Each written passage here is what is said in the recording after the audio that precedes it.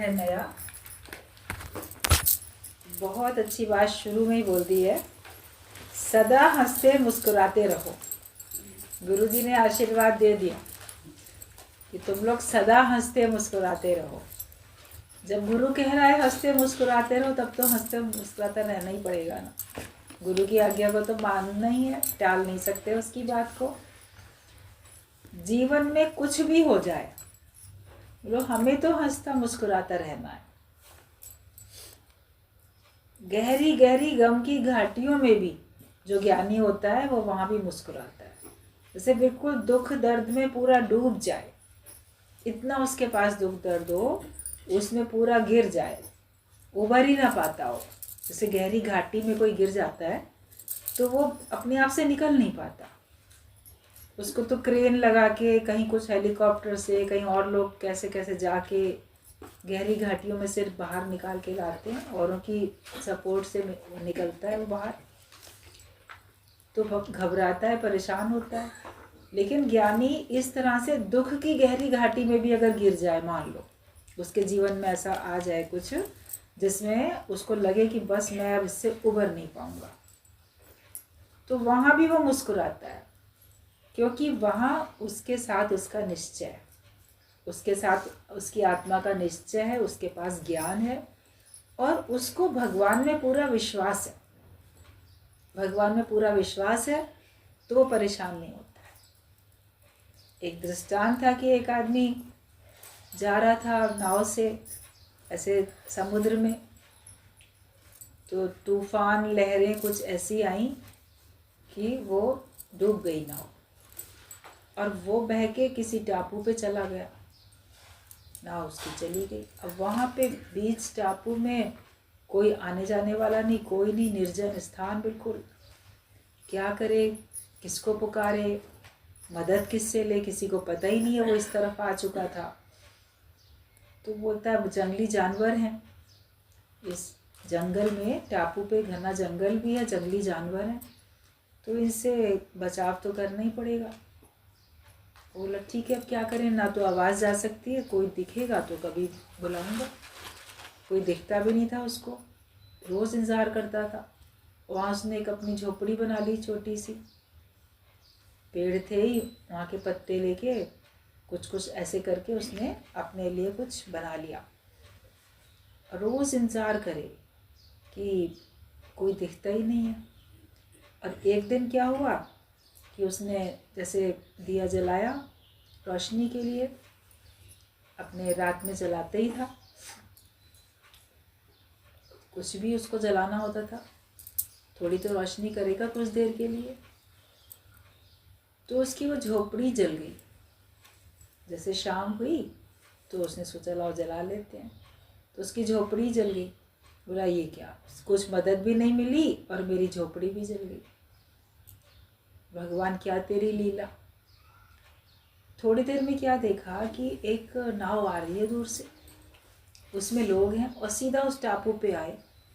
बोले अरे यहाँ कौन है, वो तो इंतज़ार कर ही रहा था। बोला मैं हूँ, लेकिन आप लोग कैसे आ गए, आप लोग को कैसे पता चला। बोला दूर से हमारा ये रास्ता नहीं है, क्योंकि वो रास्ता नहीं था ना उसका, उसकी तो नाव डूब गई थी, वो तो बहते बहते उस तरफ चला गया था। और जो भी जहाज़ होते हैं पानी के या मछुआरे नाव से जाते हैं मछली पकड़ने, उनका एक अपना रूट, अपना एरिया होता है समुद्र में भी, ये थोड़ी है ना कहीं भी चले जाएंगे। तो उन्होंने कहा कि यहाँ पर हमने आग जलती हुई देखी, तो लगा कि जो ऐसे आग जल रही है, कोई चीज़ जल रही है, इसका मतलब वहाँ पे कोई है, कोई इंसान ही है जिसने अग्नि जलाई होगी, ये पशु तो नहीं जलाएंगे अग्नि। तो हम इसलिए आ गए कि ज़रूर यहाँ पे कोई है, तो देखें कौन है यहाँ पे। तब उसने जाना कि देखो झोपड़ी तो भले जली, लेकिन भगवान ने उस रूप में मदद की। तो कभी बहुत परेशानी दुख आते भी हैं, तो बोलो ये भगवान कोई रूप में इसके ज़रिए भी मेरी कोई ना कोई मदद होगी। दुखों से अगर चोट खाई ना होती, प्रभु तुम्हारी याद आई ना होती। तो जो भी कुछ कष्ट परेशानियां हैं वो परमात्मा को याद दिलाने के लिए हैं, हमको उससे भगवान की याद आती है, और साथ साथ हम अपने जीवन में कुछ उससे भी उन्नति महसूस करते हैं, अनुभवी बनते हैं, उन्नति महसूस करते हैं, हमारे अंदर शक्ति आती है, मुकाबला करने की शक्ति आती है हमारे अंदर में। तो ज्ञानी तो गहरी गम की घाटियों में मुस्कुराता है, उसको कहीं भी भगवान पहुंचा दे, लेकिन वो वहाँ भी भगवान में विश्वास रख के तब वो मुस्कुरा सकता है। जिसको भगवान में विश्वास नहीं होगा वो नहीं मुस्कुरा सकेगा। जो किया भगवान ने उसमें मेरी उन्नति थी, मेरी भलाई थी, उस समय नहीं समझ में आता। उस समय सोचते हैं ये तो मेरा नुकसान हो गया, ऐसा नहीं होना चाहिए था, भगवान ने ऐसा क्यों किया। बाद में देखोगे कि भगवान ने जो किया उसमें बड़ी भलाई छिपी हुई थी। ईश्वर जो भी करता है अच्छा ही करता है। हमेशा भगवान को आगे रखो तो तुम मुस्कुरा सकते हो, गुरु को आगे रखो तो तुम मुस्कुरा सकते हो, इंसाफ देखोगे तो तुम मुस्कुरा सकते हो, बेइंसाफी देखोगे तो कैसे मुस्कुराओगे। तो सदा इंसाफ ही इंसाफ देखते चलो। भगवान जो कर रहा है बड़ा न्याय है, न्याय करता है, वो अन्याय कभी भी नहीं करता है, तो इसलिए हम मुस्कुरा सकते हैं। फिर हम भगवान के प्रिय हैं इसलिए मुस्कुरा सकते हैं। हम भगवान की भक्ति करते हैं, हम भगवान के प्रिय हैं, इसलिए हम मुस्कुरा सकते हैं। और अगर हम मुस्कुराएंगे तो हम भगवान के और प्रिय बनते चले जाएंगे। ज्ञान तो यही है, अशोक रहना तुम्हारा धर्म है। शोकाकुल होना तुम्हारा धर्म नहीं है, लेकिन अशोक रहना तुम्हारा धर्म है। इसलिए कुछ भी कैसा भी हो जाए, गुरु की बात को याद रखो कि सदा हंसते मुस्कुराते रहो। तो कहा सदा हंसते मुस्कुराते रहो। जीवन जीने के लिए है, जो अच्छी तरह से जी नहीं सकता उसकी तो जैसे जीते जी की मौत है। होता है ना ऐसा कि जब आप अच्छी तरह से हंसते मुस्कुराते नहीं हो, जीवन जीने के लिए मिला है उसको जीते नहीं हो, तो लगता है कि जैसे जीते जी की मौत है।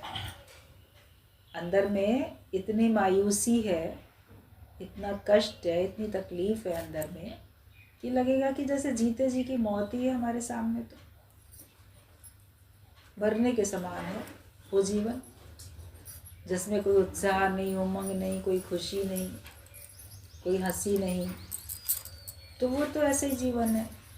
और दुख में आपको लगता है समय बीत ही नहीं रहा। जब आप खुश होते हो तो सुख में आपको लगेगा कि आपका तो समय खूब बीत रहा है, अच्छा, बड़ी तेजी से जा रहा है। लेकिन दुख के समय लगेगा कि जैसे ठहर गया समय, बीत ही नहीं रहा। तो थम गया पानी तो जम गई काई, बहती नदियाँ ही साफ कहलाई।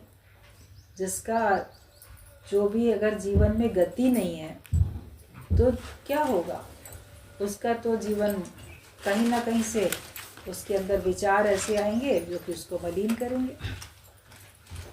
पानी थम जाता है तो उसमें मक्खी, मच्छर, भुनगे, तिनके, पत्ते सब पड़ते जाते हैं ना। तो हमारे अंदर भी अगर गति रुक जाएगी तो हमारे अंदर भी तो कितनी तरह की विचारों के कारण से मलिनता है। जीवन जीने का नाम है, आगे बढ़ो। जो हुआ बहुत अच्छा हुआ, आगे देखें कि हमें क्या करना है। बीती ताए बिसार दे आगे की सुध। तुम्हें आगे की सुध लेनी है कि आगे तुम्हें क्या करना है। आए हो जीवन में तो उमंग और उत्साह में रहने के लिए आए हो। और अगर जो अच्छी तरह से जीवन नहीं जी सकता है तो उसके लिए जैसे जीते जी मौत है।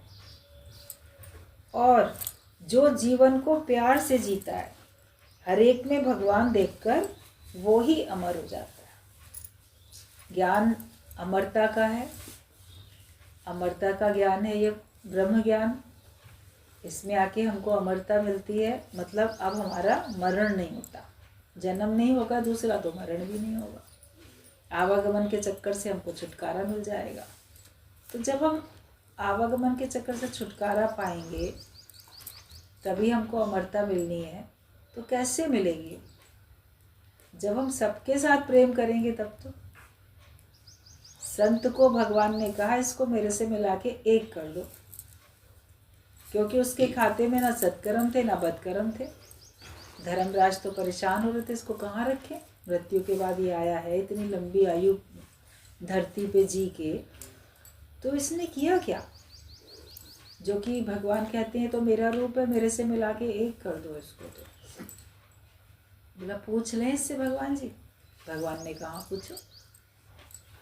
तो पूछा कि तुमने क्या किया, बिना कर्म किए तो व्यक्ति रह नहीं सकता। बोला मैंने कुछ नहीं किया, मैंने सिर्फ भगवान के बनाए बंदों से प्रेम किया। तो जिन प्रेम किए होते हैं ही प्रभु पाए। तो जब हम सबके साथ प्रेम का भाव रखते हैं, अभी पॉइंट चल रहा था ना कि शत्रु में भी हमारे अंदर शत्रुता का भाव ना हो, उसके भी भले की भावना छिपी हुई हो। कोई आपसे शत्रुता करता है, प्रहलाद तो सगा पुत्र था हिरण्यकश्यप का, कोई और भी नहीं था, इकलौता बेटा, बिल्कुल सगा अपना। अब वो हिरण्यकश्यप उसी की जान के पीछे पड़ गया, उसी को मारने के लिए उतारू हो गया। कितने यत्न किए, पहाड़ से गिराया, कहीं हाथी से उसको कुचलवाना चाहा, कहीं पानी में डुबोया, कहीं कुछ किया, विष देना चाहा, विष दिया, कहीं पे बाद में अग्नि में जलाना चाहा, होलिका के साथ बैठा के, कहीं कैसे। उसकी जीवनी आप लोग जब पढ़ोगे, पढ़ी ही होगी अभी तक सब लोगों ने, ऐसा नहीं है।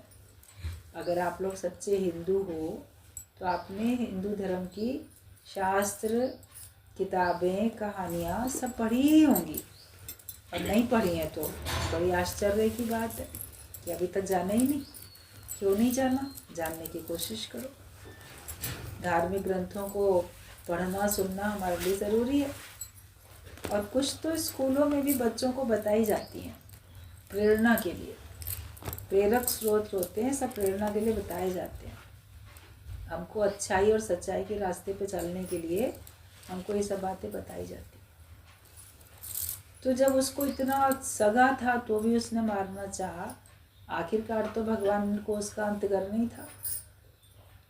तो जब नरसिंह रूप में आके भगवान खंबे से प्रकट होके उसका अंत करते हैं, तो प्रहलाद भगवान से हाथ जोड़ के प्रार्थना करता है कि भले शरीर का अंत हुआ लेकिन आप इसको क्षमा कर दो, आप इसको कुछ अच्छी गति दे दो, क्योंकि शरीर की तो मृत्यु हो जाएगी, मगर जो कुछ किया है उसके कर्मों का फल तो भोगना ही पड़ेगा ना। ऐसा तो नहीं है कि भोगने के बिना ही तुम रह जाओगे। भगवान से उस पिता के लिए भी वो क्षमा याचना उसके पापों की वो करता है। तो जो भी भगवान का सच्चा भक्त है उसके साथ अगर कोई दुर्व्यवहार करता है, बुरा करता है, यहाँ तक देखो प्राण लेने की भी कोई कोशिश करता है, तो भी अगर बात आएगी कि इसके साथ क्या करना है तो वो उसके लिए भगवान से माफ़ी ही मांगेगा। क्राइस्ट ने भी मांगी उन्हीं लोगों के लिए माफ़ी जिन्होंने उसको क्रॉस पे चढ़ा दिया कि भगवान इनको माफ़ कर दो, ये नहीं जानते इन्होंने क्या किया, ये क्या कर रहे हैं। अगर ये जानते कि हम गलत काम कर रहे हैं तो ये नहीं करते, इसलिए ये अज्ञानी है तो इनको माफ़ कर दो। अपनी ओर से आप ये सोचो कि तुम्हारे अलावा संसार में सब अज्ञानी हैं और सब अबोध हैं, बच्चे हैं, सब अबोध। आप ही बिल्कुल बड़े हो, परिपक्व हो, तो बड़े तुम हो तो क्षमा बड़ा इनको चाहिए, बड़े को ही तो क्षमा करनी चाहिए ना। और छोटन को उत्पात, उनको छोटे ही समझो ना, किसी भी एज के वो हों या किसी भी स्टेटस के हों, कितने पढ़े लिखे हैं कि नहीं पढ़े लिखे हैं, तो आप अपनी ओर से माफ़ करते चलो, क्योंकि उन्होंने ब्रह्म ज्ञान की पढ़ाई नहीं पढ़ी है, वो नासमझ हैं, इसीलिए गलतियां करते हैं, पाप अपराध इसीलिए करते हैं। तो ज्ञानी हर एक को प्रेम करते चलता है, प्रेम की भावना रखता है और हर एक के भले के लिए सोचता है, इसीलिए वो अमर हो जाता है। इसी वजह से उसका जन्म मरण फिर नहीं होता, आवागमन के चक्कर से उसका छुटकारा मिल जाता है। और ये सब कोई कब कर पाएगा, जब उसको ब्रह्म ज्ञान होगा। बिना ब्रह्म ज्ञान के तो कोई इतनी समावस्था में रह ही नहीं सकता। अपने को बहुत भाग्यशाली समझो कि भगवान ने हमको एक ब्रह्म ज्ञान सुनने का इतना सुंदर अवसर दे दिया। निश्चय तो आप ही को करना है, सुन कहीं से भी लो, आप किसी के द्वारा भी ज्ञान सुन सकते हो, सब आपको कई लोग आपको सच्चा अच्छा ज्ञान बता भी सकते हैं, लेकिन निश्चय तो तुम्हें करना पड़ेगा।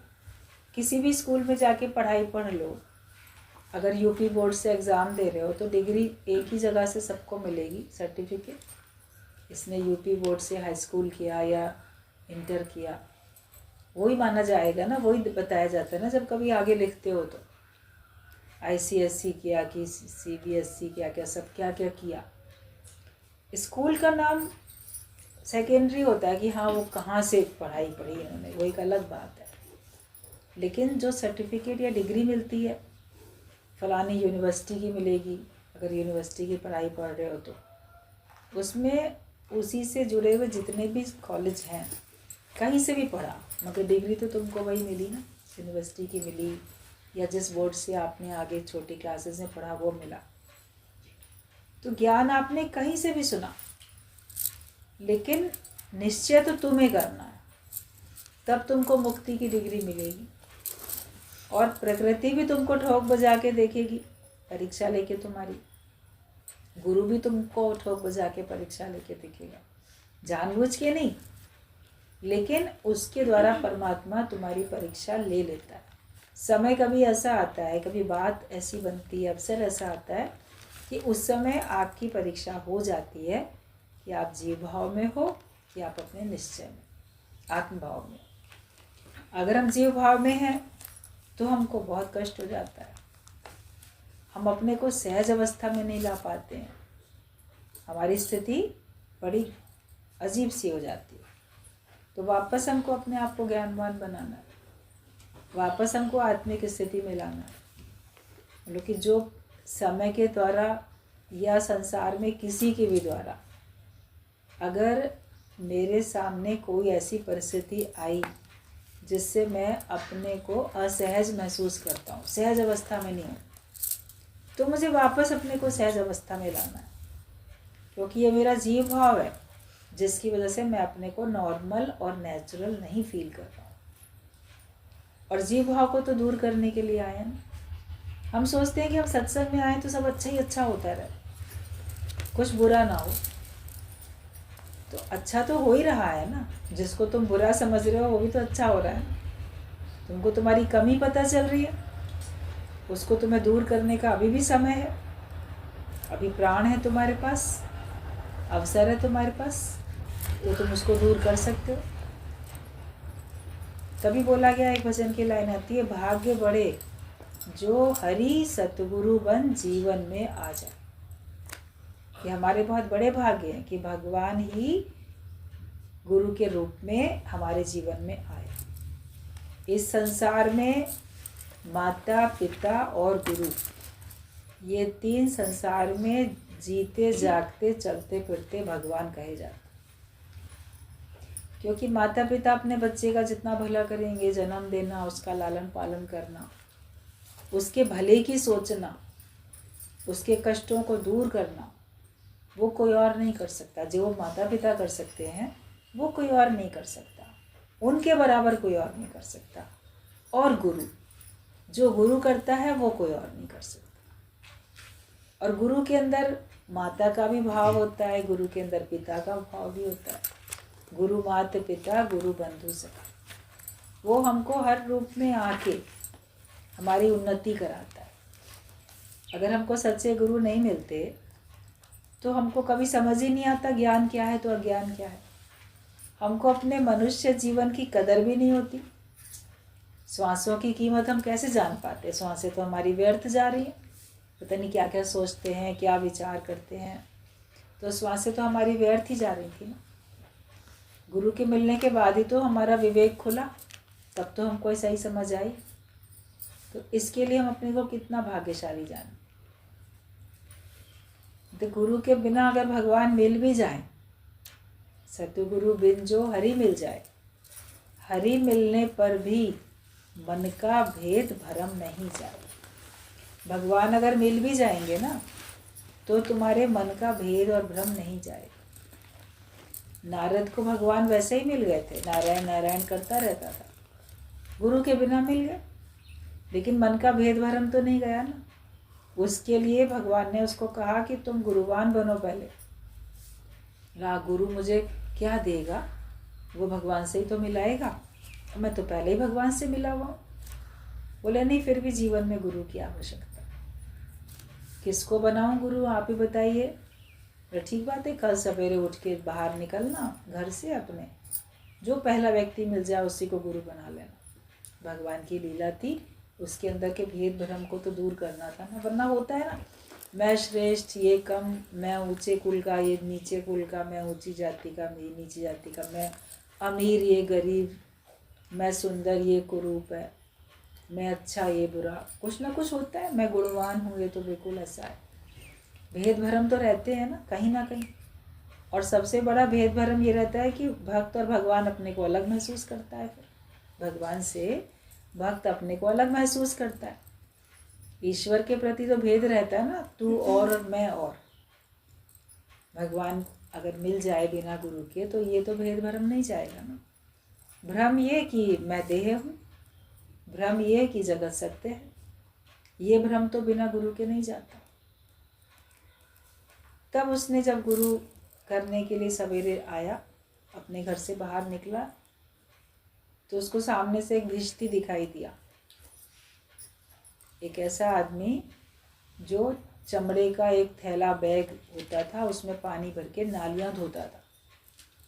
तो नाली धोते हुए जा रहा है।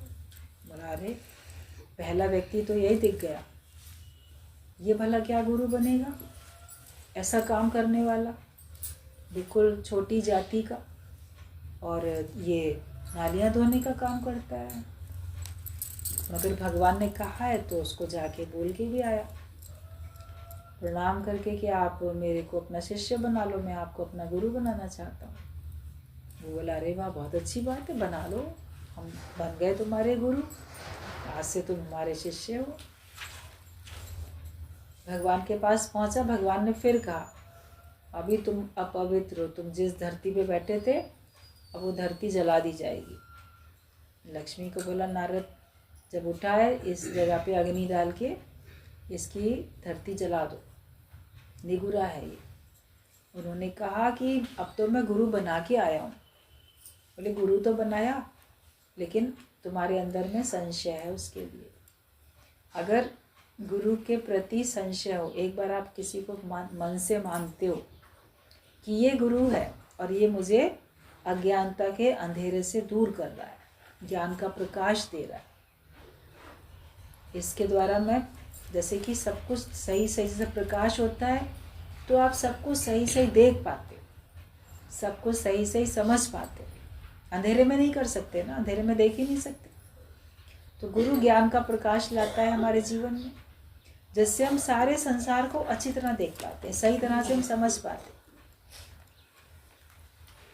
अगर उसके पास रोशनी है तो हमारे पास वो हमको ज्ञान के भी नेत्र देता है, विवेक भी खोलता है, दोनों ही काम गुरु करता है। वरना बाहर का प्रकाश हो और हमारे अंदर ना हो तो भी बात नहीं बनती है। लेकिन जो ऐसा करता है उसमें भी संशय रखे तो वो भी निगुरा ही कहा जाएगा।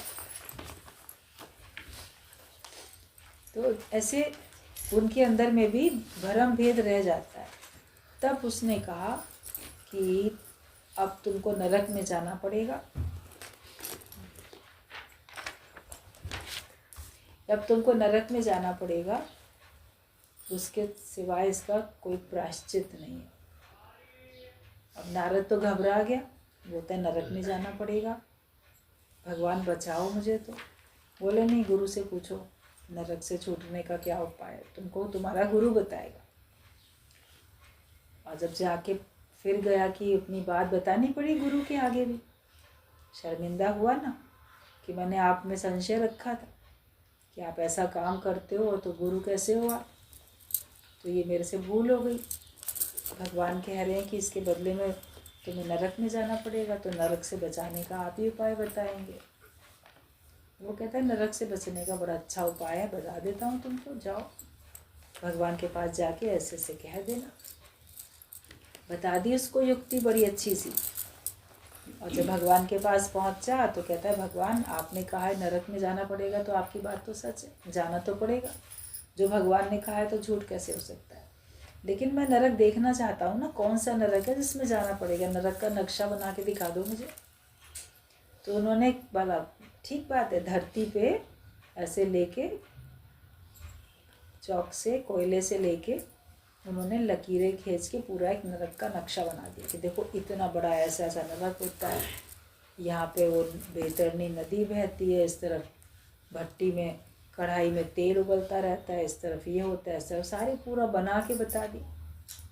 तो उसने जब देखा धरती पे वो सब बना हुआ, तो उसी धरती में वो ऐसे लोटपोट होने लगा, गिर के अलट पलट होने लगा। तो कहा नारद ये क्या कर रहे हो तुम, ये क्या हो गया तुमको, छोटे बच्चे की तरह ज़मीन में ऐसे लोट लगा रहे हो। बोलता है भगवान आप ही के हाथों के बनाए हुए नरक में चला गया मैं, तो अब तो कोई दूसरे नरक में नहीं जाना पड़ेगा ना। तो भगवान हंस दिए, कहते अच्छा ये बात, ये तुमको युक्ति किसने बता दी। तो कहता है गुरु ने बताई। तो बोले इसीलिए गुरु की ज़रूरत होती है कि वो शूली से कांटा कर देता है कि सचमुच में नरक में जाना पड़ता तो केवल उसके चित्र को ही हम देख के उसी में हम थोड़े बहुत अपने को महसूस कर लेते हैं कि हमारा जीवन नरक में गया, लेकिन हम उससे बच जाते हैं। तो ये गुरु की कृपा होती है। तो बिना गुरु के मन का भेद भ्रम नहीं जाता, इसलिए हर एक कोई संसार में कहता है गुरुवान होना चाहिए, गुरु करो, गुरु का मंत्र लो। तो केवल मंत्र लेने से क्या भेद चले जाते हैं? जब तक ब्रह्म ज्ञान पूरी तरह सुनोगे नहीं, जीवन में उतारोगे नहीं, अपने अंदर के खोट को दूर नहीं करोगे, अपने आप से दूर होते नहीं है, गुरु की मदद जब तक नहीं लोगे और लगातार जब तक अभ्यास नहीं करोगे, निरंतर अभ्यास और निरंतर वैराग्य, उससे भगवान मिलते हैं। केवल मंत्र जिन्होंने ले लिया, क्या उनके अंदर पूर्ण वैराग्य है? संसार में आपको बहुत लोग मिलेंगे, हमने ना फलाना गुरु किया हुआ है, बड़े फक्र से बताएंगे, मंत्र ले रखा है, दीक्षा ली है, सवेरे सवेरे उठ के जो उन्होंने कहा है वैसे ही जपते हैं, हम तो इतनी माला फेरते हैं, जो भी उनको उनके गुरु ने बता रखा होगा। वो सब करने से क्या वो निरहंकारी हो गए? और अहंकार आया, सत्कर्म करने का उसको और अहंकार आ गया कि मैं ये करता हूँ, और उसके अंदर का भ्रम संशय तो दूर ही नहीं हुआ, उसके अंदर के विकार तो खत्म ही नहीं हुए। तो केवल मंत्र ले लेने से, केवल दीक्षा लेने से आपका काम नहीं बनता, जब तक विवेक ना खुले, और बिन सत्संग विवेक ना हो। बिना सत्संग में तो विवेक आपका खुलता ही नहीं। जब तक गुरु से आप प्रश्न उत्तर नहीं करते हो, प्रश्न पूछो आपको उत्तर मिले, उस पर चलो, तब तक आपका अज्ञान निवृत्त नहीं हो सकता। तो इसीलिए अपने को भाग्यशाली जानो कि हमको ऐसा अवसर मिला, हम अपने अंदर के एक एक भ्रम संशय को प्रश्न पूछ के दूर कर सकते हैं, और अपने पे कृपा करनी हमको गुरु ने सिखा दी। जब आपको ये लगेगा कि इतना सब मेरे संग मेहनत हो गई, जिसका मुझे पता भी नहीं चला, जिसके लिए शायद मैंने चाहा भी नहीं था, जैसे अचानक से मेरे ऊपर इतनी कृपा हो गई, तो हम कितने खुश हो जाएंगे। बिना मेहनत के अगर आपको बहुत धन मिल जाता है तो ही कितने खुश। तो बिना मेहनत के ये ज्ञान का धन मिल गया, फिर तो नहीं खुश होना चाहिए? फिर भी तो हमें बहुत खुश होना चाहिए ना।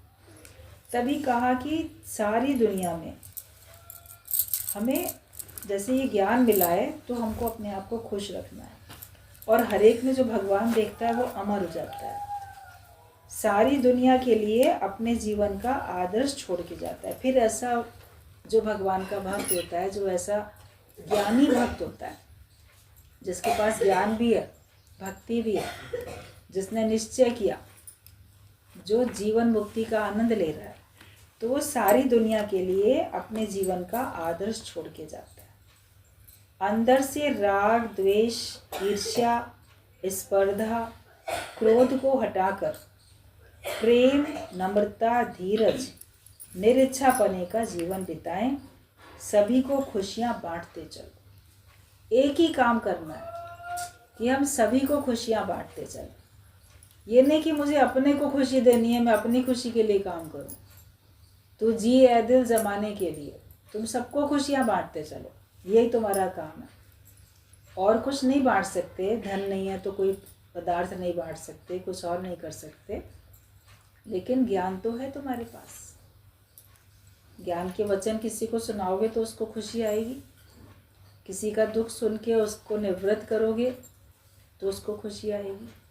और जिस तरह से भी आप किसी को प्रसन्न कर सकते हो, उसके अंदर के मन के कष्ट को दूर कर सकते हो, वही करो। उससे आपको खुद भी खुशी आएगी, दूसरे को भी खुशी होगी। तो यही करना है कि सभी को खुशियाँ बांटते चलें। और अंदर से क्या करना है, राग और द्वेष ये खत्म हो जाए।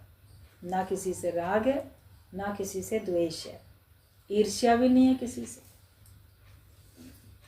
किसी के पास ये है मेरे पास नहीं है, सोच के ईर्ष्या होने लग जाती, इसको क्यों मिल गया मुझे क्यों नहीं मिला।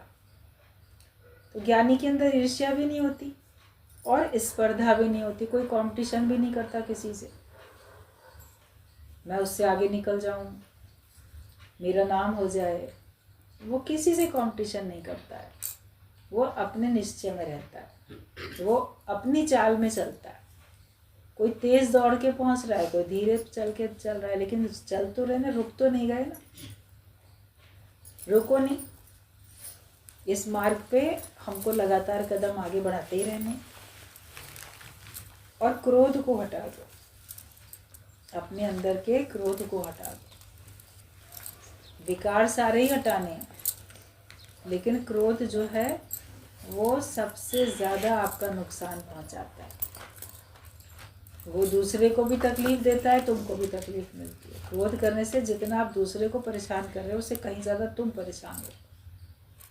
क्रोध पहले तुम्हें जलाता है, फिर तुम जिसके ऊपर क्रोध करते हो, जिस तरीके से भी क्रोध करते हो, उसके ऊपर बाद में प्रभाव पड़ता है। पहले तो तुम्हारे अंदर ही क्रोध उत्पन्न हुआ ना, फिर तुमने उसको किसी दूसरे के ऊपर किया, तो नुकसान उसमें तुम्हारा अधिक होता है। अगला तुम्हारी बातों की परवाह नहीं करेगा, तुमने कितना भी क्रोध किया तो बेकार चला गया, वो परवाह ही नहीं कर रहा है। लेकिन तुमने किया तो तुम्हारे ऊपर तो असर हो रहा है उसका।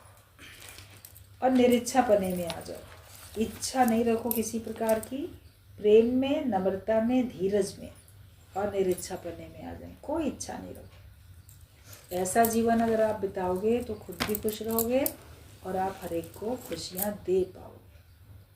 जीवन तो हमको ऐसे बिताना है। ऐसा जीवन बिताने में कोई दिक्कत नहीं है, कोई परेशानी नहीं है। अगर कोई दिक्कत परेशानी लगती है तो गुरु से करो बात करने के लिए बैठे हो, बात करो गुरु से। क्या मुश्किल है।